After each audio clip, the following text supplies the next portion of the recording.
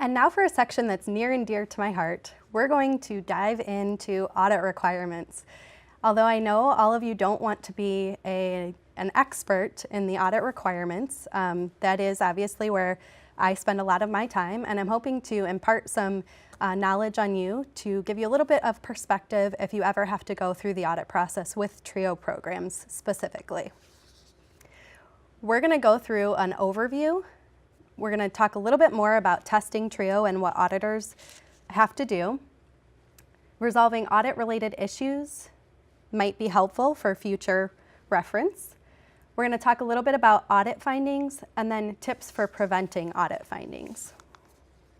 Just to give you some background, a federal compliance audit, a single audit, uniform guidance audit, that all means the same thing.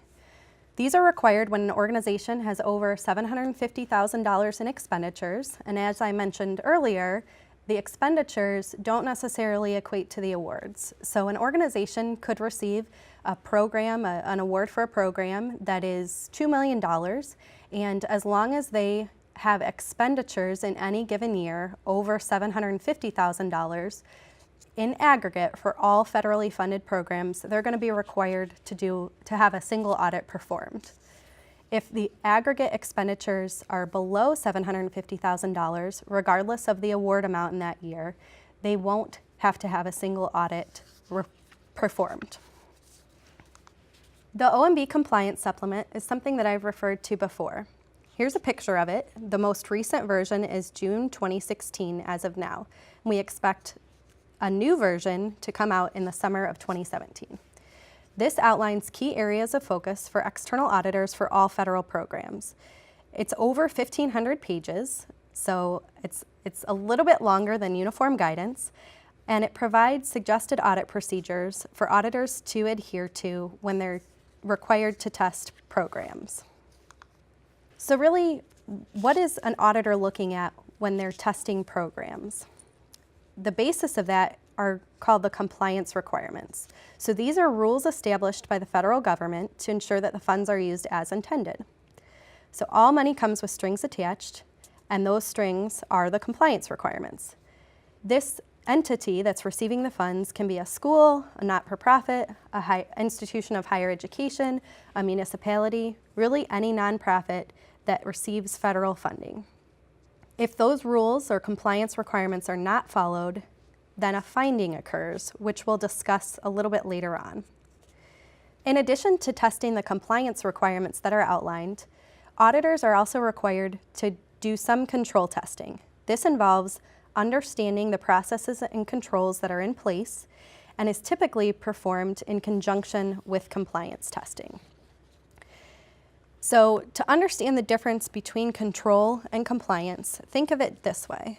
Controls is what did the entity do to ensure compliance? And compliance is, did the entity comply with the requirements of the grant? There are 12 compliance requirements, which are listed here. We're not going to go through all of them in detail, but be aware that these 12 areas could be applicable to any federal award, and some of these are not going to be applicable in some cases. For example, the compliance supplement outlines the types of requirements that are applicable to the TRIO cluster.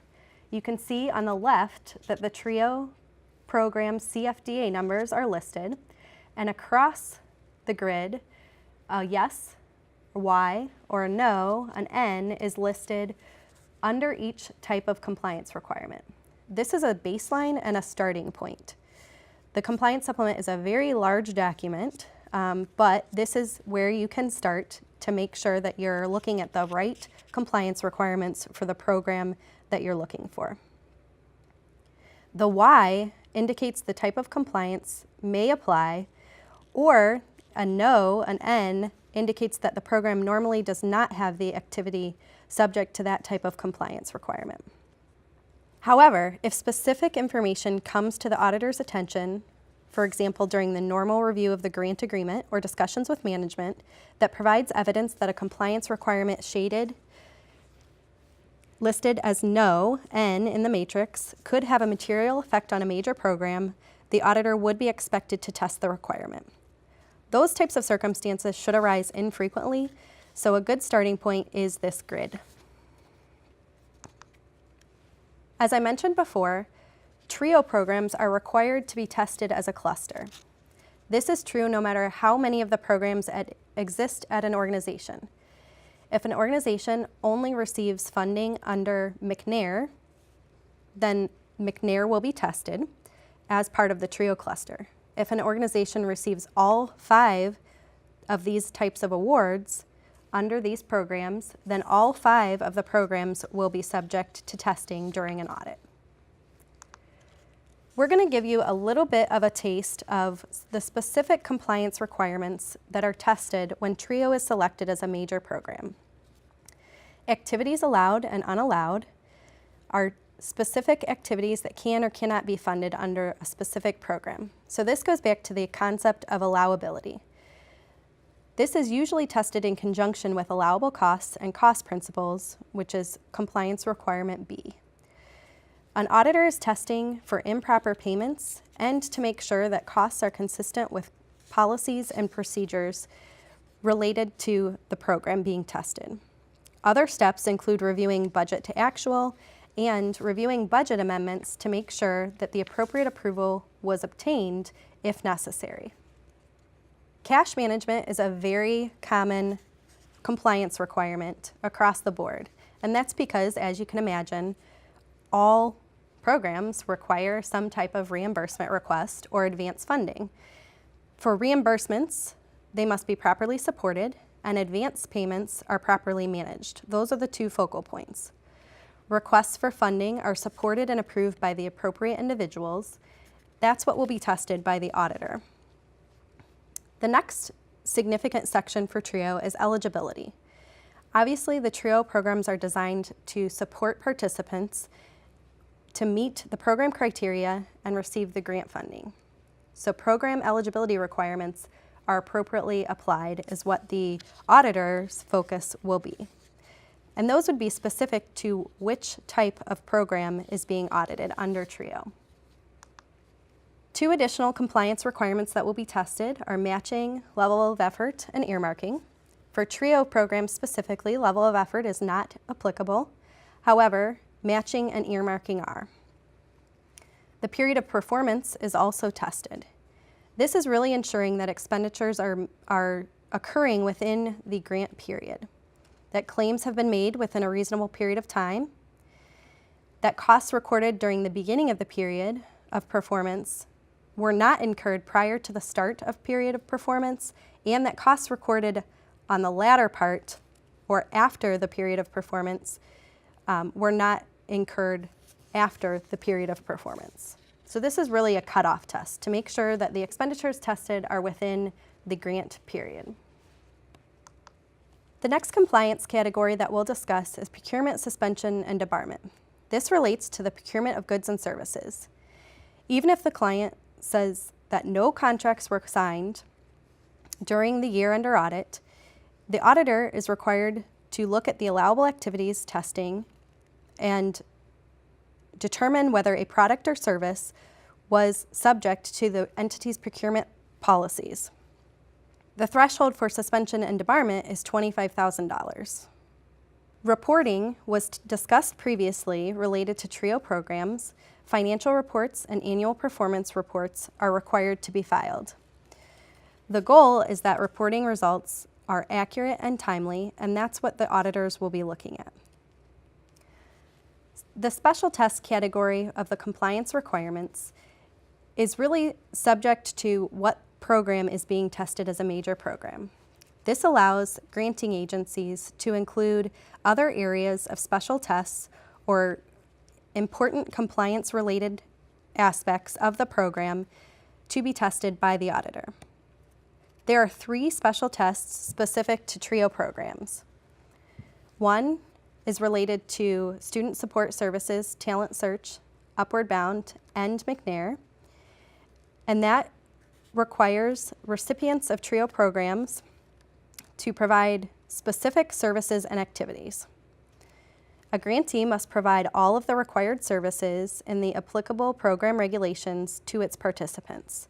However, not all participants may need all of the required services or may choose not to take advantage of them.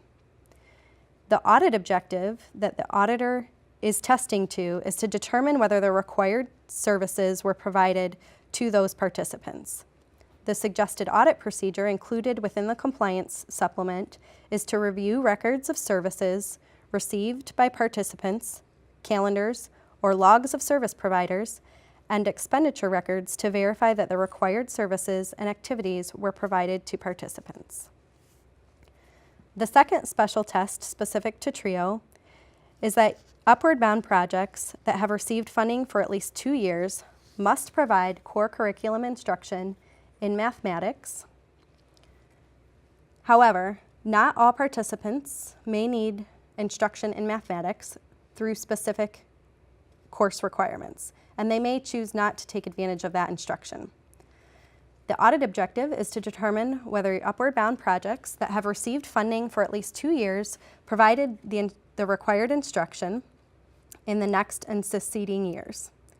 The suggested audit procedures include ascertaining if an upward bound project has received funding for at least 2 years, and to verify by reviewing participant files, records of services received by participants, expenditure records, and class rosters or enrollment records that project participants have available core curriculum instruction that's required. The third special test listed for TRIO is minimizing duplication of services when talent search and upward bound programs exist. The compliance requirement is that grant administrators are required to minimize the duplication of services so that more students can be served. Talent search and upward bound projects are required to collaborate with other TRIO projects, gaining early awareness and readiness for undergraduate projects, or projects from other programs serving similar populations that are serving the same target schools or target area. The audit objective is to determine whether the talent search or upward bound project is performing that collaborative effort and keeps records of any services that participants receive during the project year. The suggested audit procedure is to review project files for information on collaboration plans and documentation, and for records of services received by participants and referrals from federally funded projects, high school counselors, and community-based organizations. The second suggested audit procedure is to verify that talent search or upward bound grantee collaborates with entities operating projects or programs serving similar populations to minimize the duplication of services. The third suggested audit procedure is to review and assess participant files, project databases, referrals from service providers, tutors, and instructors. And the last audit procedure is to verify that talent search or upward bound project maintains records of services received by participants. The next item that we'll discuss is resolving audit issues. If you are currently going through an audit or have been through an audit before, there are some things that it's helpful to keep in mind during that process. The first thing is that the auditor is required to test certain internal control and compliance-related aspects of TRIO. These are outlined in the compliance supplement that was previously discussed. Another item to keep in mind is that the auditor does not have the level of knowledge that project directors or grant managers have. They don't live and breathe TRIO, so as much explanation and support that you can give them for their audit requests and questions, that will be helpful in the long term. Also, the auditor is doing their best to understand how the grants are being managed and if there are non-compliance concerns. Follow-up questions are an inherent part of the audit process, and if your auditor is asking those questions, it does not necessarily mean that a non-compliance issue has arisen. They're simply trying to understand what the processes and controls are in place and if there is a potential non-compliance. Here are some best practices if potential non-compliance is identified during an audit. The first step as a grant administrator or someone who is helping an auditor through an audit is to educate yourself, if needed, about what requirement the auditor is actually testing. So I suggest asking the auditor to explain their understanding of the controls and processes in place in relation to the compliance requirement that's being tested. When responding to questions, give some thought as to why the auditor is asking versus just considering the exact question. Again, auditors are not living and breathing and working with these TRIO programs on a day-to-day basis, so specific terminology that's used by the auditor may be different from what's used by the grant team on a daily basis. Two-way communication is always the best way to ensure that everyone is on the same page. Although email is great and some things are required or preferred to be communicated through email, sometimes a phone call or a face-to-face meeting to resolve questions and to have two-way communication can eliminate the need for extensive follow-up or eliminate a misunderstanding that's occurred. Discussing the potential issue with the appropriate individuals at both the organization level and on the audit team is important to make sure that everyone arrives at the same conclusion. Back to the concept of testing controls and compliance, please realize that even if non-compliance with a specific program requirement is not identified, a deficiency in internal control could still exist. I'll expand on that in a moment. As I mentioned before, auditors are required to test internal controls and also to test compliance. Just because a non-compliance issue isn't identified does not mean that the controls in place are sufficient.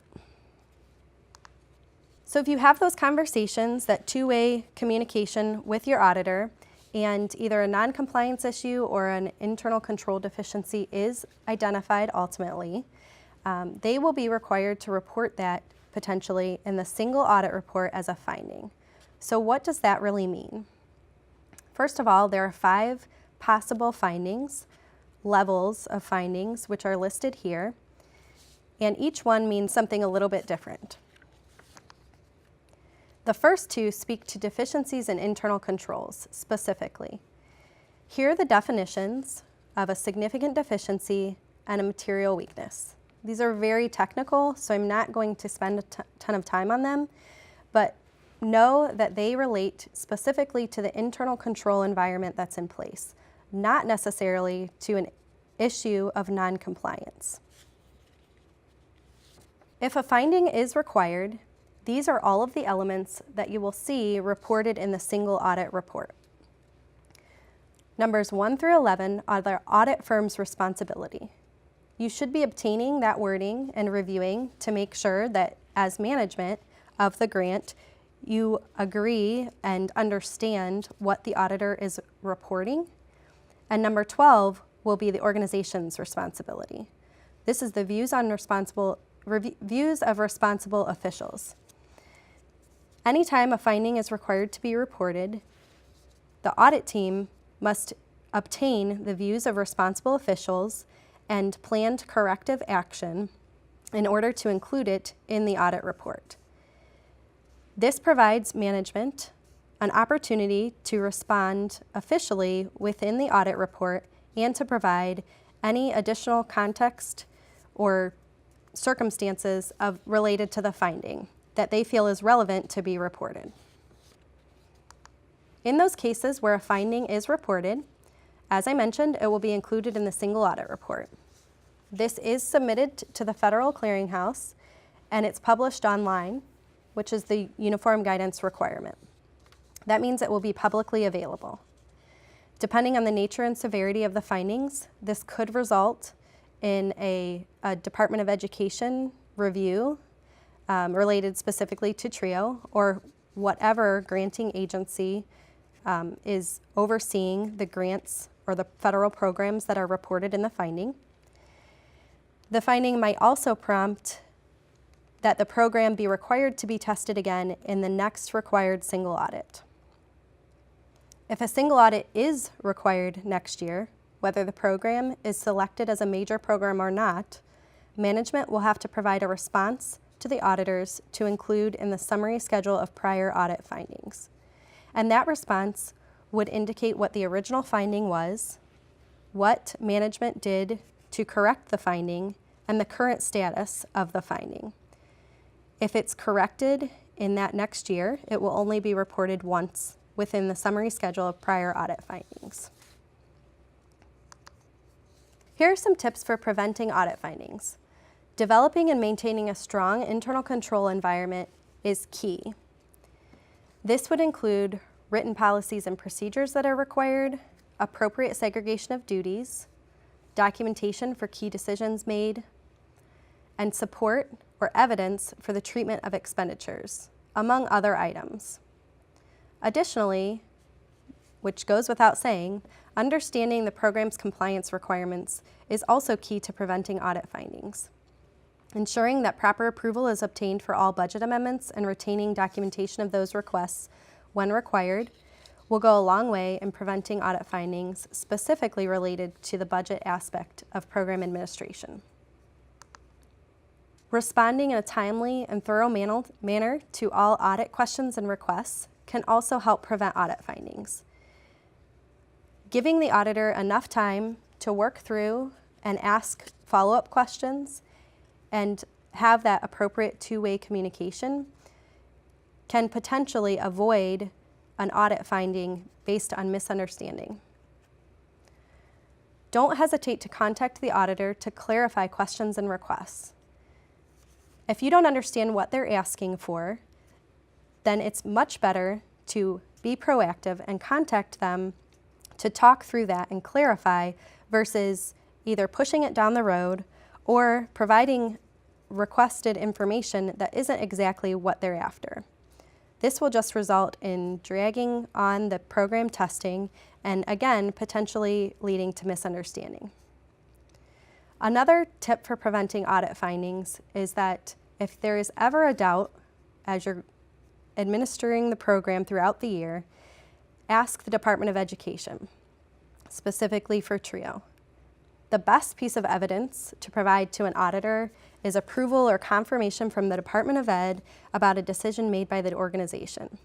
Ultimately, the Department of Ed is the one that is responsible for overseeing compliance with TRIO programs, and if they are signing off on a decision made by the organization, that is a great piece of evidence to offer to your auditors. This concludes Module 4.